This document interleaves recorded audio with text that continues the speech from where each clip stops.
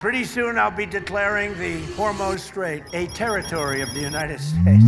Trump बार बार कह रहा है कि अमेरिका स्ट्रेट ऑफ हॉर्मुज को कंट्रोल करता है, लेकिन क्या ईरान सही में अमेरिका का टारगेट है? May be not. चलिए समझते हैं क्यों। क्योंकि ईरान का कहना है कि जब तक अमेरिका उसकी कंडीशन एक्सेप्ट नहीं करता, स्ट्रेट ऑफ हॉर्मुज क्लोज रहेगा, शिपिंग डिस्टर्ब होती रहेगी, ऑयल प्राइसेस कंटिन्यूसली बढ़ती रहेगी। सबकी नजर ईरान और अमेरिका के कॉन्फ्लिक्ट पर है। लेकिन इम्पोर्टेंट सवाल जो कोई पूछ नहीं रहा, हर वीक अगर स्ट्रेट ऑफ हॉर्मुज क्लोज रहता है तो इसका सबसे बड़ा इम्पैक्ट किस पर पड़ रहा है? वॉर से पहले चाइना हर दिन 5 मिलियन बैरल से ज्यादा ऑयल स्ट्रेट ऑफ हॉर्मुज के थ्रू मूव करता था और चाइना ईरान के ऑयल एक्सपोर्ट का अराउंड 90% खरीदता था। लेकिन अब चाइना अपने ऑयल इंपोर्ट्स कट कर रहा है और अपने स्टॉक पाइल्स को ड्रेन कर रहा है और इसका डायरेक्ट इम्पैक्ट चाइनीज फैक्ट्रीज और मैन्युफैक्चरिंग सेक्टर के लिए एनर्जी कॉस्ट बढ़ सकता है। ट्रम्प को शायद एक और एयर स्ट्राइक करने की जरूरत नहीं है। चाइना की चीप एनर्जी लाइफलाइन को एक्सपेंसिव बनाना ही इनफ प्रेशर क्रिएट कर सकता है। तो ईरान हो सकता है कि विजिबल टारगेट हो, लेकिन China may be the real target. Follow कर लो, क्योंकि मार्केट में